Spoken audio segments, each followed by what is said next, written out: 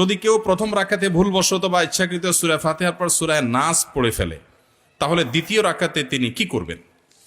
বিরাট জটিল প্রশ্ন। প্রথম রাকাতে সূরা নাস পড়ে ফেলছেন, সূরা নাসের পরের সূরাটার নাম কি? পরের কোন সূরা আছে আর নাই? তো শেষ রাকাতে প্রথম রাকাতেই যদি কুল আউযু বিরাব্বিন নাস পড়েন, তাহলে দ্বিতীয় রাকাতে এর পরে আর সূরা নাই, দ্বিতীয় নামাজে কোন দিক যাবে? সূরার ধারাবাহিকতা রক্ষা করা সুন্নাহ।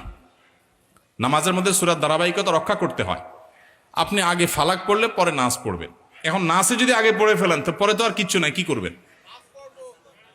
এর উত্তর হলো দ্বিতীয় রাকাতে আবারও সূরা নাস পড়বেন, এবং এর কারণে আপনার কোনো গুনাহ হবে না, যেহেতু আপনার অনিচ্ছাকৃত হয়ে গেছে।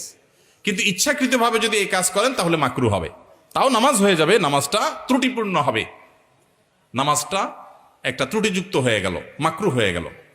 অতএব যদি কেউ প্রথম রাকাতে কোনো কারণে সূরা নাস পড়ে ফেলেন, দ্বিতীয় রাকাতে আবার তিনি সূরা নাস পড়বেন।